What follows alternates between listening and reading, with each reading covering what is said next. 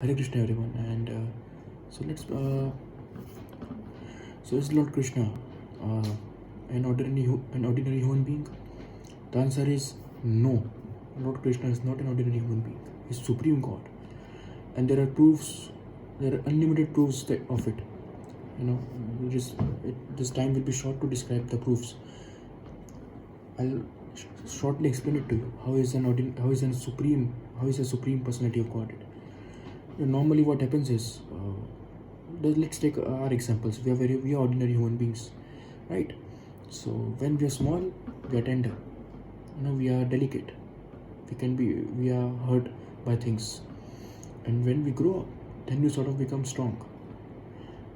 Even then we are prone to a lot of things which can hurt us. Now Lord Krishna, his difference is, when he was a small baby, when he was in lap of his mother, this small child, this newborn kid is God actually. So this boy killed Putana, a big demon who came to give him a milk poison. Her breast was filled with poison, filled with milk which was filled with poison. There was poison in it, and she sort of offered it to him. Lord killed the she demon Putana. She raised him up. She was flying with this baby child, and the child got so heavier and heavier. She sort of fell down and she was killed. So this is the power of Supreme God. Even when his child, he can perform acts which perhaps even a big wrestler could not do. That is the first difference. There's a lot of difference, but I'll just explain some of them. Second is that when Lord Krishna, obviously, see his bodily change. There's no change in his body. It is said in the Shastras, in Srimad Bhagavatam, that there's no difference between his body and his soul. They're absolute. They're both the same. God has form. It is not that God is formless. He has form. He has two hands. He has two legs. But they're spiritual. They are not material.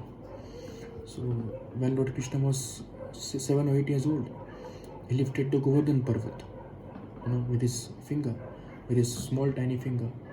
So this perhaps I think no ordinary human being can do, only God can do.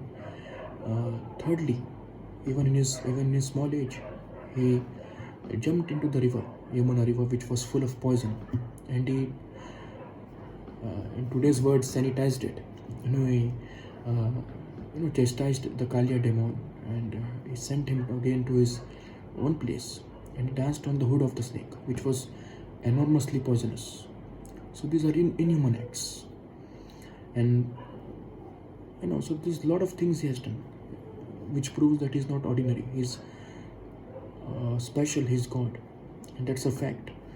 And last stage, not last, but I'm sure a lot of people would know this, that when he was narrating Bhagavad Gita, when he was saying Bhagavad Gita to Arjun, he presented his Virat Roop, gigantic form of Lord Vishnu, Lord Krishna. He presented it. Now, can an ordinary human being do this? I don't think so. No one can do this. It's not possible. So this is the proof that Lord Krishna is God and is absolute. And a lot of people say this, that there's a difference between his body and his soul. No. His body and soul are equal. They're same. There's no difference. He can expand in many forms, multiple forms, and still he can remain the same. Just like sun, you can take example of. Sun is situated in one place, but he expands its rays all over the directions. So that is the proof that Lord Krishna is God. He's a supreme personality of God. There is no difference between his body and soul like ours.